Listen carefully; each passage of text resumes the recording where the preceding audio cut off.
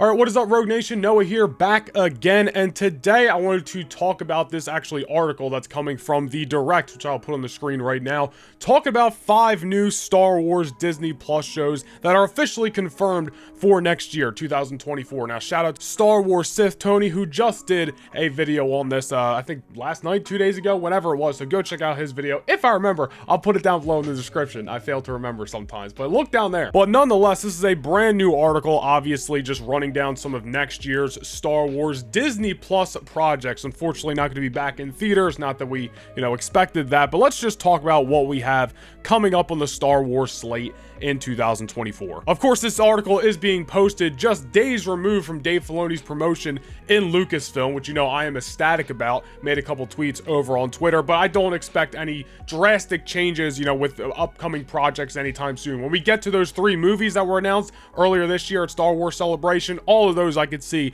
completely being changed. The landscape of movies for Star Wars being changed in the future. As for these upcoming projects, I'm sure they're pretty much going to be left alone. But just a little introduction here, you see it says, with the Hollywood strikes resolved and Lucasfilm able to get back to work on new content, there are even more brand new Star Wars stories for fans to look forward to in 2024. That is correct. Plus, they can start working on the stuff that is beyond 2024 now. I think Mando Season 4, I just saw, is getting ready to start filming, which is sick. But let's talk about the 5 projects coming next year. Now, this is, of course, again, coming from the Direct, which their source is coming from the latest issue of Empire Magazine. But first things first, we got Skeleton Crew. Now, I think we got a little recap here. Skeleton Crew, currently without an official release date, but likely to arrive early 2024, which sounds correct because wasn't this show originally slated to come out this time this year, September, October, November, something like that, end of 2023, and then got, oh, look at that, it says it right there. Maybe I should just read the screen. Slated for fall 2023,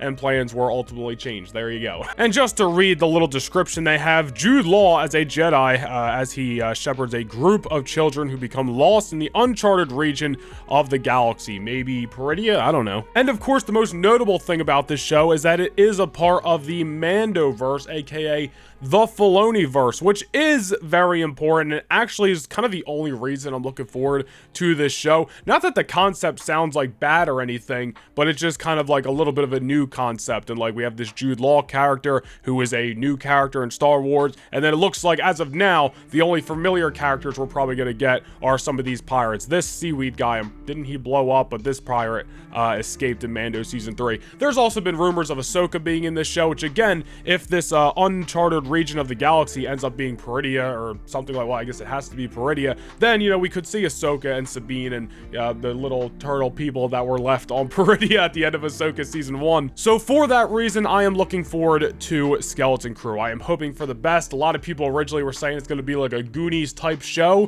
which I like the Goonies movie, so hopefully this should be fun. After that, we have the Acolyte, which, let me say, the concept of the Acolyte has me and a lot of other people excited. I will say my excitement for this show was definitely steered off the tracks a little bit with comments made by Leslie Headland and one of the actors. Maybe it was this chick right now. I don't know her name, so no disrespect. I just don't know her name.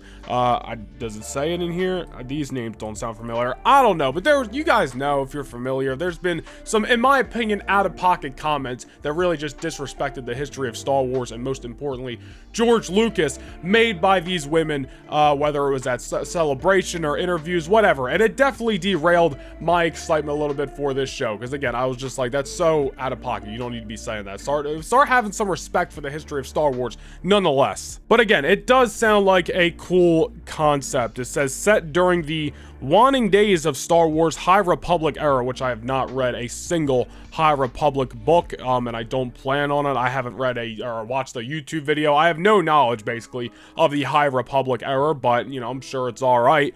Previously, this time period was only fleshed out through tie-in material such as novels. The Acolyte marks the first time the High Republic will be depicted in live action. And I'm pretty sure we saw some set photos from the Acolyte months ago. Maybe it was during Star Wars celebration. It looked really cool, you know, it looks like we're gonna see some Jedi, some Sith. Obviously, it's set way before, like, the Phantom Menace, I believe. Is it like 100 years or something like that? I don't know. Point is, it looks on paper like it's gonna be a good show. Hopefully, some of the comments that were made previously don't derail this show and send it in some unnecessary direction. But on paper, looks like it can be good. We'll see next year. Next up after that, we got the Bad Batch Season 3. Now, I don't need to read too much of what we have here, except Season 3 of the Bad Batch doesn't yet have a official release date attached beyond being set to release in 2024. I'm looking forward to the Bad Batch. Season 1 I thought was really good. Season 2 I don't think was as good.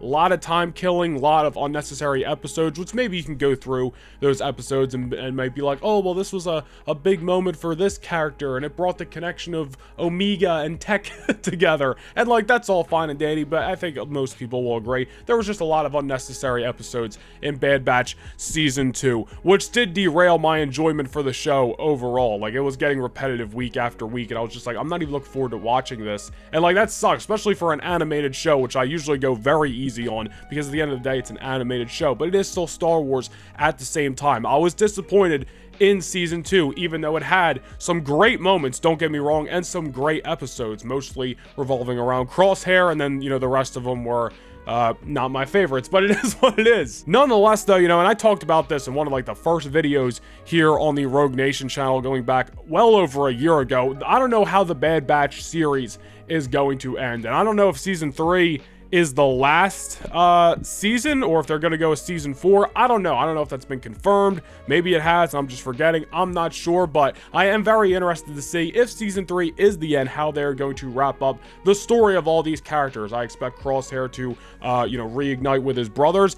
After that, you know, I don't know where Omega goes. I don't know where the rest of them go. I don't think they're all just gonna die. You know, I'm sure, I don't think Tech's really dead. I think he might come back, but point is, like, I don't think that they're all just gonna get wiped out. I do think a couple of casualties is a possibility. You know, Darth Vader showing up for the first time in this show and wreaking havoc, I do think is a possibility, but remains to be seen. Bad Batch Season 3, again, if it's like thumbs up, thumbs down as my excitement for the show, I gotta go thumbs up. I think there's some great potential for Season 3. And then we go from potential to Andor Season 2. Anybody familiar with the channel knows my thoughts on Andor Season 1.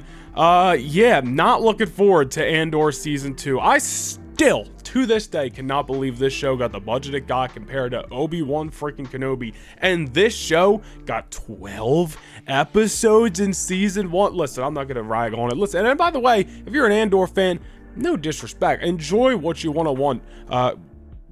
enjoy what you want to enjoy. There we go, but I'm just not an Andor fan. Not necessarily the character. I had no problems with the character in the Rogue One film, but in the show itself, not a fan. In Season 2, not that much better when it comes to my excitement. I'm really not looking forward to this show at all. I will say, I think it might be better, considering I think this is, like, more into the lead up into Rogue One. Like, literally, I remember people saying, like, this is gonna lead right into the Rogue One movie, like, kind of how, like, Rogue One literally leads right into A New Hope. I don't know if that's true. I don't know if that's confirmed. All remains to be seen. When it comes to Andor Season 2, I'm good. I have no interest in this show, but yeah, we're getting it anyway, so it is what it is. And last but certainly not least, really we saved the best for last, or at least the Direct did in their article, Tales of the Jedi Season 2. Now, this is probably the best thing that came out of Disney Star Wars in the last couple of years, maybe. I mean, obviously we had the Ahsoka show, which I'm a huge fan of, and, you know, Mando Season 1 and 2, great, but Tales of the Jedi, definitely up there, man. You know, these were just, from Dave Filoni's own words, just like random short stories that they basically were like, hey, you want to make these? And he said, yeah, sure, why not? I'm not busy enough. And Tales of the Jedi hit it out of the park. And it was even better that they came out during Andor Season 1. So just in the polar opposite, just made Andor like that much worse. But nonetheless, I love Tales of the Jedi Season 1. I think it was great. You know, we only had 6 episodes. If you watch them all consecutively, it tallies up to like just over an hour.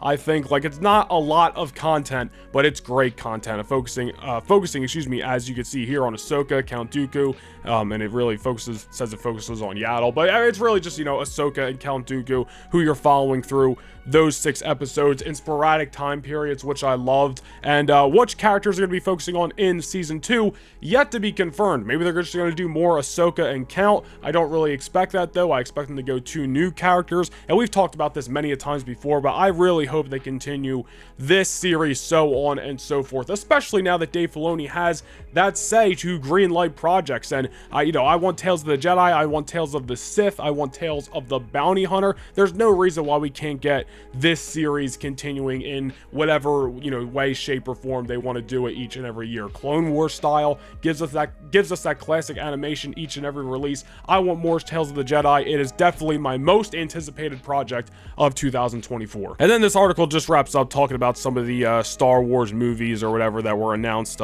at Celebration last year. Who knows what the future of these, movies holds. I could see this James Mangold movie not even getting made. I'm sure the Rey movie is probably going to be the first one that comes out, but I'm pretty sure something just came out the other day saying it's like completely opposite to what Daisy Ridley herself thought the movie was going to be. So who knows what that movie's going to be like. Maybe Dave Filoni's going to go in there and change it up a little bit, make it good. I'm looking for that Finn redemption story, but that's just me. And then when it comes to the Mandalorian Mandoverse movie, that was the Dave Filoni movie. I've said it before, I'll say it again. This movie needs to be turned into a trilogy of movies. That's just me. I think they should do it. But let me know down below in the comments, man, what project for Star Wars coming out in 2024 are you personally most looking forward to? We have, once again, Andor, Skeleton Crew, The Acolyte, Bad Batch, and Tales of the Jedi, all signed off for next year. Which one are you most pumped up about? Let me know down below in the comments. Be sure to leave a like and subscribe down below. And until next time, guys, this is where the fun begins.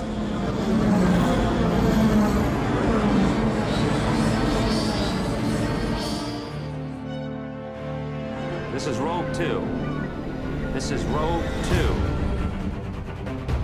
Commander Skywalker, do you copy? This is Rogue 2.